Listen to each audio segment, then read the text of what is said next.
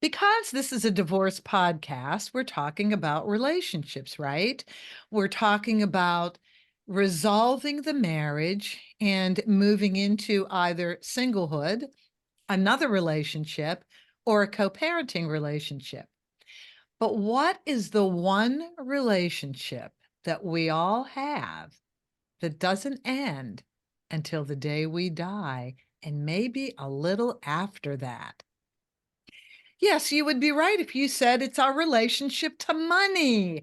That's what we're going to talk about today with Kaki Perdue. No, she doesn't make chickens. She makes people really happy when, as a CPA and a certified financial planner, she works with people in regards to their portfolios. But I thought, Kaki, and first of all, Kaki, thank you for coming. I really appreciate it. Oh, thank you so much for having me. I'm so happy to be here with you. Oh, this is going to be fun.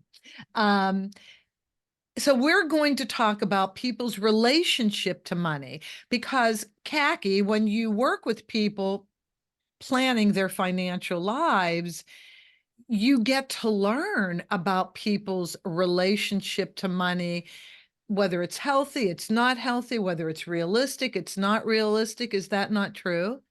That is true, and you get to know how what people's values are and how that impacts how they spend money.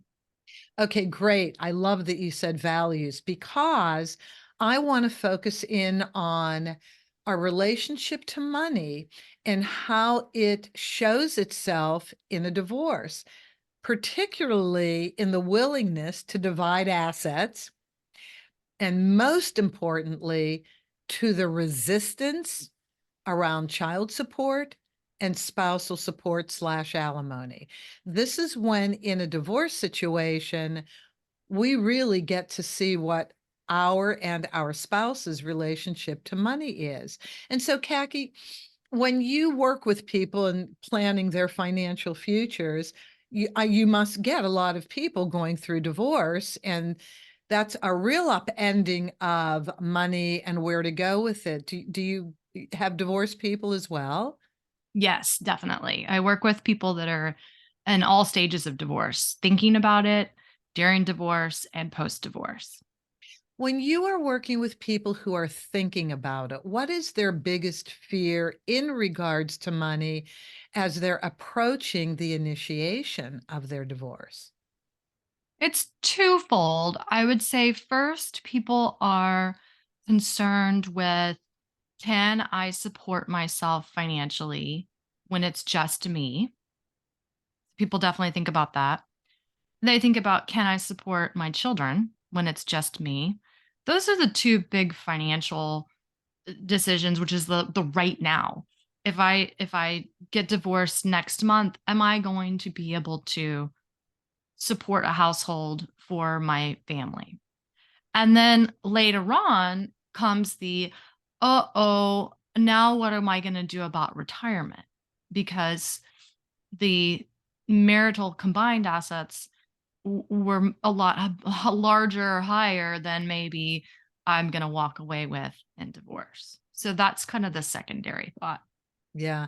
And do you have anybody sharing their concerns, whether they're the payors or the recipients, in regards to child support and spousal support? Yes. And I've seen it, I've worked with both sides of the coin. So I've worked with a man who is paying child support happily and also willing to throw in an additional $1,000 a month where needed because he still loves his wife and his children, of course.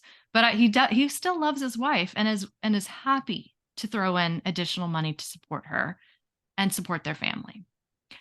And then I have another client that her husband was supposed to start paying child support back in August and has not made a payment yet. So she's going to have to, use the law and the court system to try and force that.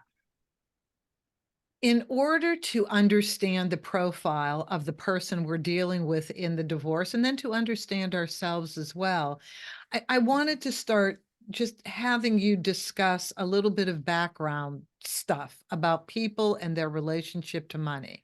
So here's my first question. What forms people's emotional attachment to money? So, as we know, there's almost nothing that we do in life that is completely void of emotions. We have emotions all day long, whether we are aware of them or not. And in fact, according to the Emotional Intelligence 2.0 book, only 36% of people that they tested can accurately identify emotions as they happen. So if you cannot accurately identify the emotion that you are feeling in the moment, then it's going to be challenging to connect the emotions you feel to the money you spend, right? Mm-hmm. And there are six basic emotions: happy, sad, anger, fear, shame, and pride. Okay. And at any given time, you sometimes we might confuse sad with shame, or we might confuse sad with fear. We might confuse happy with pride. We could confuse shame and anger. And it takes some practice and some looking internally to first recognize and name the primary emotions that we feel. And I think that that step is so important and so often overlooked when it comes to finances and money. And just so that and so that our audience knows, you mentioned at the beginning, I am a CPA and a certified financial planner, which those two skill sets are not often linked or associated with recognizing emotions and talking about emotions with money. But it's so important to have both the technical background of helping people get things right within the, doing things in a tax efficient way and doing things in um to maximize investments according to risk, and also understanding that we're people and we're human beings and we're not these like rational robots making decisions without how understanding how we feel. Right, and divorce is all about feeling. It That's is. right. And so I will see people, like you mentioned, a range. I will see people that are having no issues with dividing assets and paying child support and also spousal support slash alimony. And then I have people that parse out every single penny and want to know why I have to do this. Why can't we just get divorced? Why? And sometimes the answer is obvious because your wife has never worked. You've been married 20 years. Um, Even if she wanted to get a job, what is she going to get without training? There are viable reasons why spousal support, definitely, and then child support is on the table. But I have to sift through these conversations and kind of get an assessment of the person so that I know the words to choose, so that I know how to communicate. The only thing we're going to communicate, which is it's the law, and your kids need you, and your wife who hasn't worked for 20 years needs you too. It seems to be obvious, but yet it's not. Emotions have no logic. So when I'm talking to somebody like that, I know I just can't go straight logic. So I have to talk in metaphor. I have to maybe reverse the situation and say, well, maybe if the situation was reversed and you are the one needing support, what would be your reaction? So there's a number of different ways. But you do this all day long, just the money piece. So here's my next question.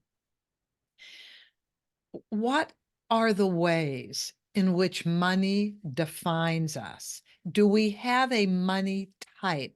Because I think I read that in your materials, didn't I? Yes, you did. You did. We do kind of all have a unique money type. And our emotions towards money and the way we treat money is often tied back to our early money story. Think about for a second, what is your earliest memory of money? And then think about, who managed the money in your household when you were growing up? Did you grow up rich? Did you grow up feeling like did you grow up where in a house where the lights were turned off because sometimes you couldn't pay the power bill? And so your money origin goes back to a very early age. How you experience money then is going to impact how you feel about money and how you act towards money as an adult. So let's look at some examples.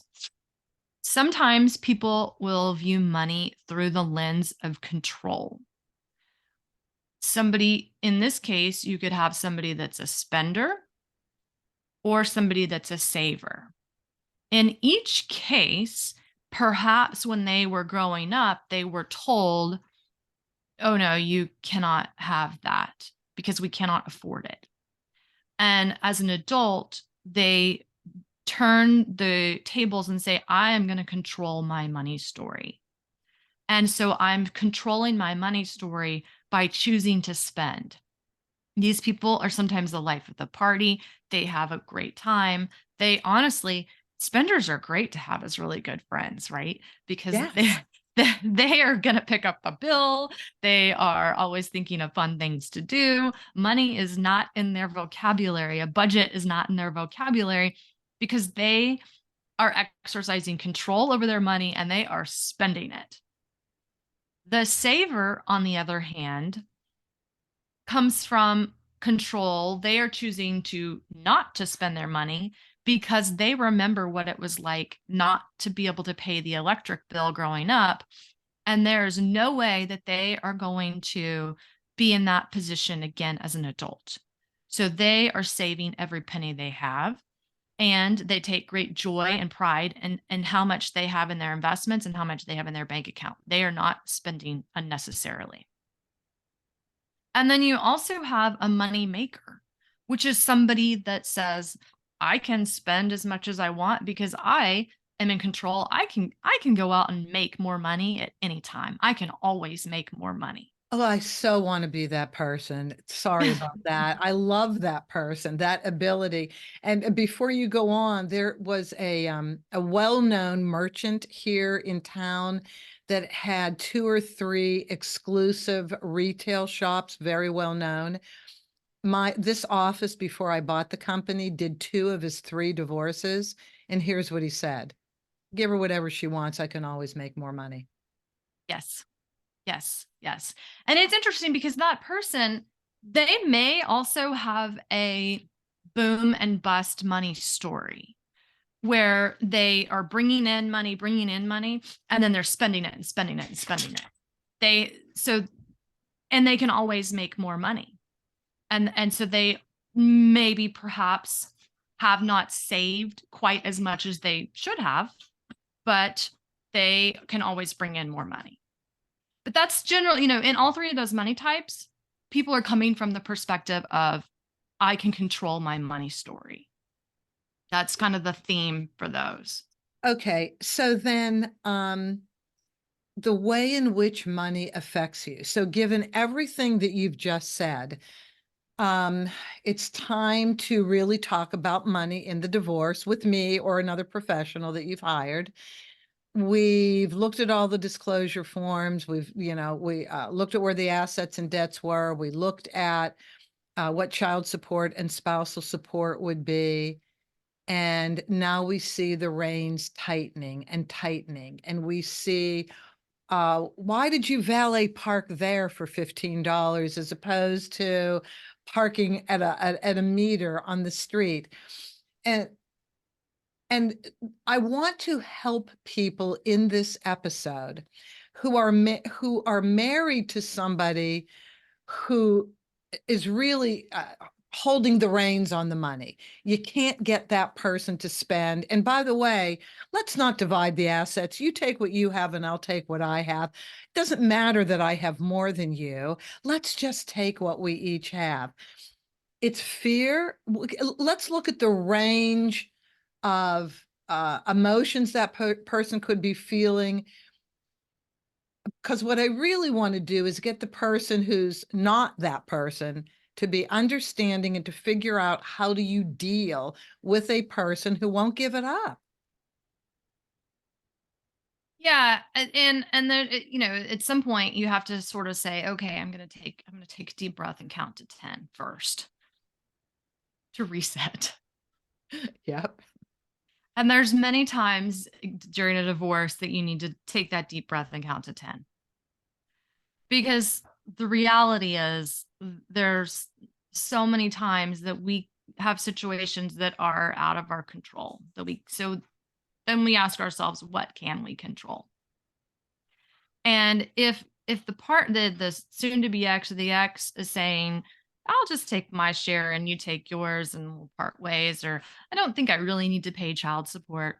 You know, if your client is the person who is, you know, whose ex-spouse is saying those things, then we say, okay, what kind of things do we control? Well, we do control that you can hire a lawyer, we can work with an attorney and work with a Right. divorce coach, and we can, and here's what the law says, and we are going to attempt to, rectify this using the law. That's why the law is there. True. But also saying to ourselves, their behavior is out of our hands. We cannot control their behavior. We also cannot control the way that they feel about money. There's not much that we can do to change that. So we need to focus on our sphere of influence and our sphere of control and the things that we can influence and the things that we can control. And I think it's very important to do that. Right. So, okay. So here's a situation that happens frequently. You'll have people on two different spectrums in the way they relate to money.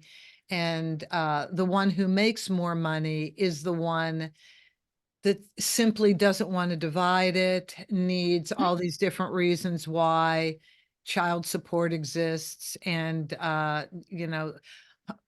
giving up spousal support if possible is one of the ways the recipient says, okay, fine, let's just take this off the table, especially if they can provide for themselves. But then you get people who say, okay, fine, I realize it's the law. Okay, I'll do this. Divorce is over. And then they choose not to do it. Mhm. And so I don't know about other states, but I know in the state of California, the family court system cannot go after people. They're not set up to do that. They're only set up to establish rulings initially. But if you want enforcement on child support, you have to go to child support services. And they are the enforcement arm. So for people in California, and look in your state, if you have a child support services arm that can really get involved and help you secure child support on a monthly basis without arguing, do it, because they're generally free and will be very helpful.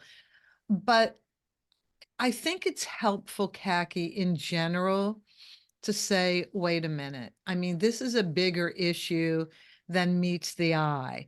And Mhm. like you said, our emotional connection to money started when we were younger. Either we grew up very poor or middle class or very wealthy. And it seems to be on the wealthy end and the poor end. Those are very difficult ends for different reasons. Like you really don't understand money even when you're super rich because it's not an issue. It's just there. It's always just there, and then when you go off on your own, you're like a lost little lamb. You don't really have a relationship to money other than, "Well, wait a minute, it was always there." That's right. That's right. And then but growing up poor is a whole different story. So, you either excel in making money because you never wanna live like that ever again, or this makes you hang on to money and keeps you in a, uh, what's the headspace? Depleted, A scarcity mindset. thank you, a scarcity thank you, a Mhm. scarcity mindset. Can you speak to that a little bit? What do you do when you have clients that have a scarcity mindset? Right. So a scarcity mindset is driven by what emotion? Fear. It's driven by fear. I'm afraid of going back to that spot that I was in before. That spot where the electricity got turned off. And also perhaps the scarcity mindset is the thought of it's limiting, and it's well, I'm only going to ever be able to make this amount, and I have to save every penny. So getting transitioning out of the fear mindset involves adding an element of trust sometimes. And that can come from teaching somebody about investments. Somebody might say, "Well, I'm afraid of investing in the stock market because I saw my parents lose a lot of money in 1987 or in 2008, or, name that year where the stock market was bad." God, you just And got those years right. Yeah, I remember that. and yeah, yeah. And therefore, I am only going to keep my money in a safe savings account where with a CD at my local bank. And so teaching somebody about the stock market, teaching them about investing, teaching them about having a diversified portfolio, and helping do that in a non threatening way can help build trust with their relationship with money and investing, so that then they can learn how money can grow and help them to have a safer future. That person also is going to need a healthy emergency savings. They, for, experts say, oh, you might need a 3 to 6 month emergency savings, or maybe all the way up to a 12-month emergency savings. And somebody that's coming from this scarcity mindset might perhaps be better off with closer to a 12-month, because that's what they need to feel safe. And Mm. if we can get them into a safe mode, then they are going to be more likely to be open to trusting the good things in the future. And Judith, it's funny going back to what you were saying about how what do you do with somebody where the ex-spouse won't pay the child support? If you are in the middle of the divorce proceeding and you know your partner's tendency is going to be to hold on to all of the money, you know that ahead of time. Most of the time, wives or husbands, it can go either way. They know their partner is going to want to hold on to all of that money. And I had a case recently where the spouses had discussed an agreement that would provide um money transfer.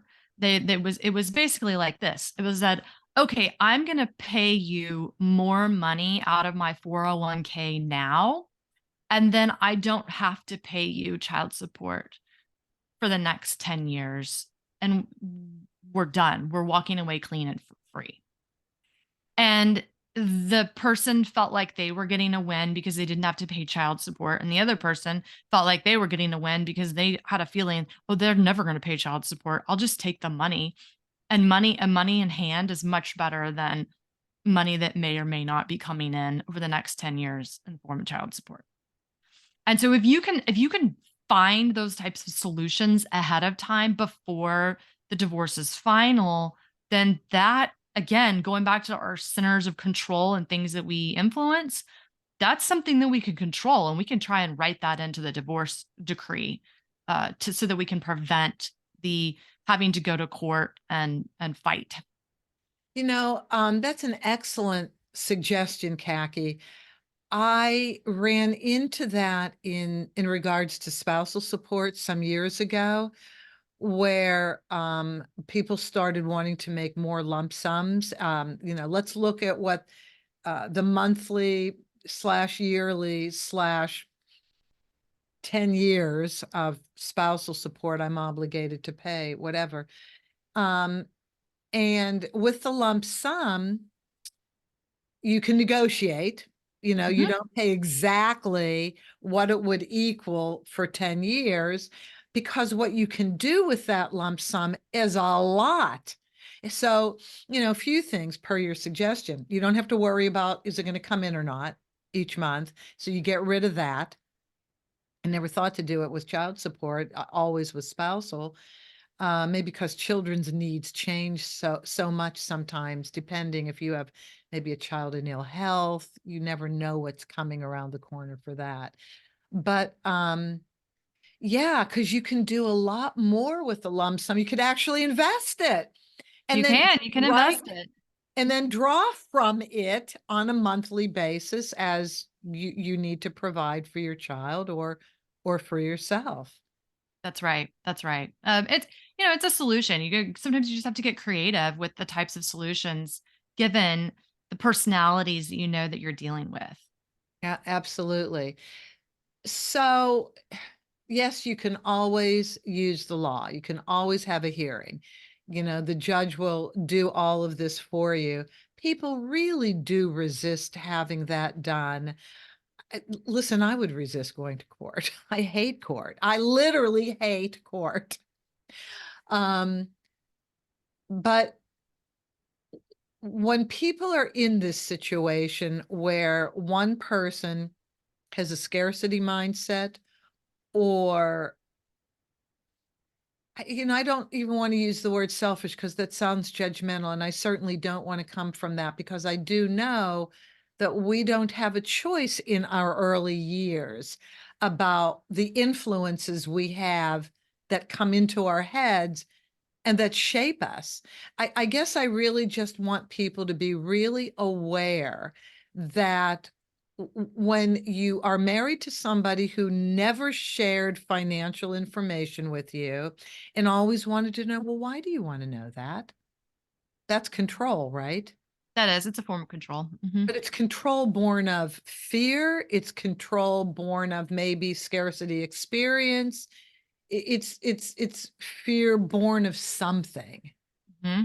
And do you find that if people can uncover where that fear is coming from, not the person themselves going through that, but the other spouse who has to negotiate, if they can understand where that scarcity mindset came from or that control came from, maybe it's, huge narcissism. And I mean, that's an uphill battle unto itself. What are the choices?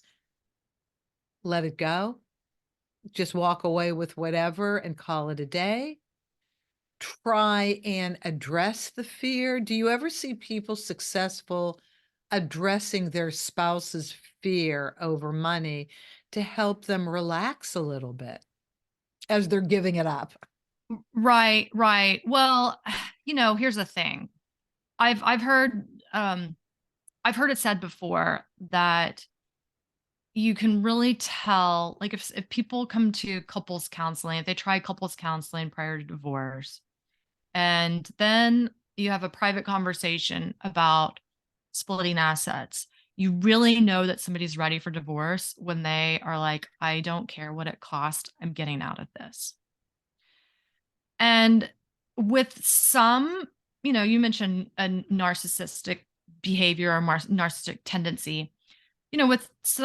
After being married to somebody in that particular instance, they may get to the end of their rope and say, listen, my well-being and creating an environment for me that is safe, where I'm not feeling emotional abuse or verbal abuse or financial abuse, because it could be any of those, or physical abuse. I need to create a safe environment for myself. And sometimes that does include saying, I am ready to walk away and begin anew. I'm going to take whatever I can from this divorce, but it's best for me to move forward and start a new path towards forgiveness and new life, and to drop the emotional baggage of fear or shame or anger and say, I'm moving forward. Because the biggest internal obstacles to really building wealth are going to be shame and fear. And and then you can move forward on a new path. There's nothing that says you can't start over at 40 or 50 or 60 or 70. You can start over. It's so nice to But hear you say that. yeah, Right. and then the other thing is, sometimes I do see people that are in a they're still in the marriage, and the one spouse doesn't want to talk about money. And when you get them into a conversation with somebody like myself that's an outsider but an expert in the subject matter, we find out that, well, it may not be that they were trying to be secretive about money, but they thought they were being helpful to their spouse by shielding them from having to carry the stress of the financial burden of the household. And they were secretive with the money. They didn't want the spouse to know about the financial troubles. They were trying to carry that burden all on their own shoulders. And by trying to shield their spouse from the financial burden, ironically, it created more financial stress on the spouse the other spouse, because didn't have an understanding. And that could be part of it as well. They could be thinking they're doing you a favor by shielding you from having to, manage the financial stress of the family. You couldn't be more right. I just, as you were talking, I flashed back on a couple some years ago that I worked with, and she knew they were a little in debt. No clue the extent of the debt until we did the disclosure forms. And I looked at his debt and I just said, look, I apologize ahead of time if you feel I'm speaking out of line. I do not mean to do that. But as I'm looking at this, and you have two children, and I'm looking at what your child and spousal support obligations are, you're buried. Have you considered bankruptcy? And I do believe he didn't say it, so I could be wrong. I don't think I'm wrong. I almost think it was his culture and religion, shame, that wouldn't allow him to declare bankruptcy. I have no idea what they're doing right now. I know I've gotten several calls from the wife over the last few years, and I just said, you have to go to child support services. I can't do a thing for you. I mean, this is so far gone. And that was the most extreme situation when I saw that even if you paid the interest charges on the 30 debt instruments, you're homeless. You have no money left over for the rent. Right. How are you surviving? Yeah. And it's very important to have those candid conversations and to be honest and say, listen, from my perspective, that, this, you may not be able to come back from this. Bankruptcy may be the only alternative for you. And once you file bankruptcy, though, here's where that it doesn't end there. In order not to repeat that, now you need counseling. Absolutely. Absolutely. Mhm. What were you going to say? Did I interrupt you? No, no. But you're right. The shame is a tremendous barrier. And we see shame with people, maybe they have some credit card debt, and not in a divorce situation, but just maybe they just have some credit card debt. It's very important to say out loud, yeah, I feel shameful about this, and to acknowledge that shame. Because once you acknowledge it, then you can push it aside and begin to think of solutions. Yes. And we have to become solution oriented in order to in order to take care of credit card debt, and then to figure out how to stay out of credit card debt in the future. And we need to be solution oriented, when you're guiding somebody through divorce, for how what kind of solutions are there here for us to be able to move forward, because the ultimate goal is to create a path forward for that person beginning a new chapter of their life. And we want, you want somebody to be successful as they're starting off on that new chapter.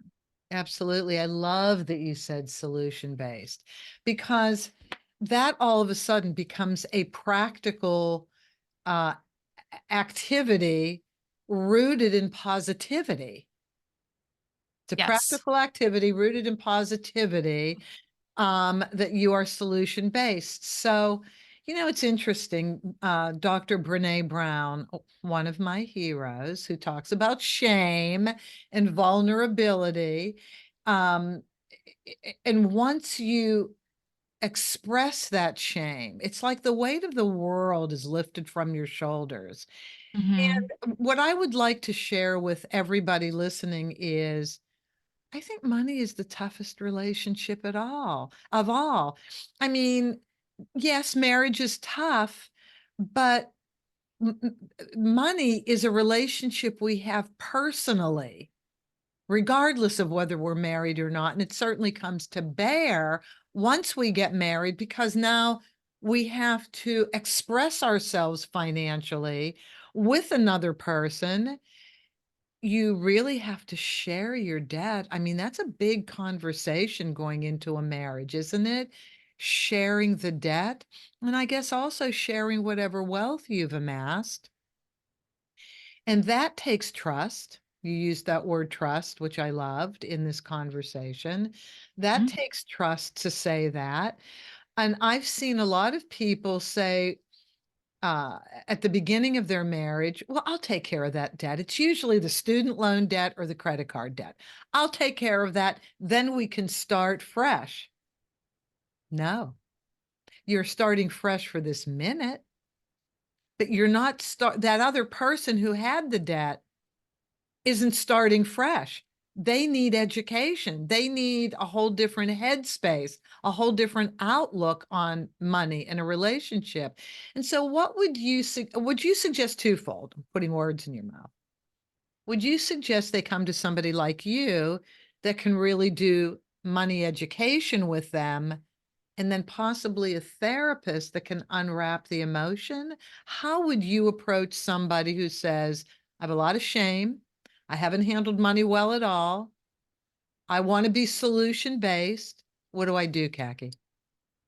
Well, you nailed it. They may need both. Therapy can be tremendously helpful. Helps you work through the emotions you didn't realize were there. Helps you think about new paths forward and how you can change and control your actions moving forward. Working with a professional such as myself can help you with the education of practical education of understanding. Okay, this is how this is how somebody that's sophisticated with money would approach this problem or this friction. And within a marriage, you can have a couple that they both earn a high income, that neither one of them has any debt, that they're both saving for retirement. On paper, they're doing everything right financially. And oh, by the way, they love each other and they're happy. And yet they also still have friction over conversations about money. They disagree on how much money should be spent on vacation. They disagree on how much money should be spent on private education versus public education for their school children. They disagree on, should we pay for our children's car insurance or should our children have to have some skin in the game? And so helping them work through those conversations together and understand their each individual point of view, and then most importantly creating a joint shared vision of money together, that can be very valuable, because it just provides a platform, a safe space to talk about money without shame and with openness and with positivity, and creating as I said, a joint shared vision. th- that can be very valuable. That's a great idea. by the way, the joint shared vision.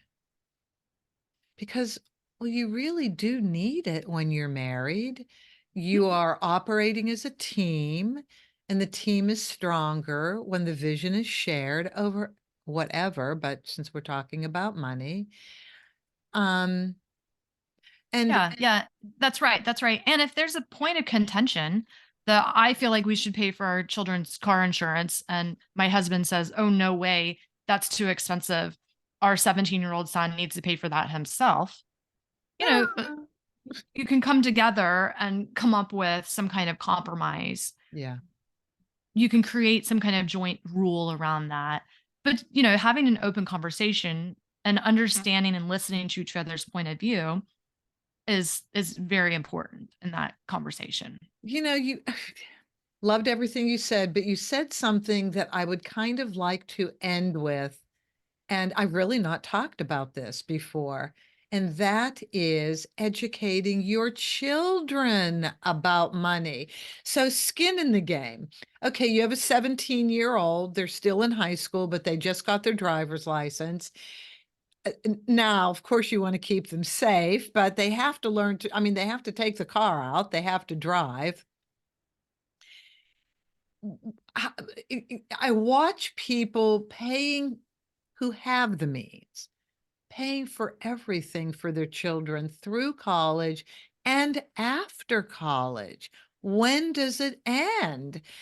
So, I mean, I look at it and say, well, great that you have all this money. Okay, this is cool, but when does it end supporting your kids? And when you said let's come up with a solution that a compromise with the example of car insurance, that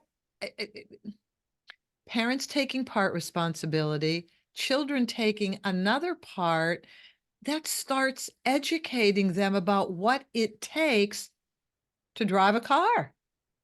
Yes, yes. And with children, and with teaching children about money, the sooner you can get them a bank account, the better. The sooner you can give them some type of autonomy over their own spending, enough money that allows them to do what they want to do, that you as a parent are like, I don't really want to pay for that anymore. Not so much that they can do anything and everything with that money. You want to teach them a little bit about scarcity, a little bit about making choices. And then I always ask, well, parents, what is your goal for your children? Do you want them to become independent, successful adults that can manage their own financial world? Or do you want them to be dependent on you for their whole life?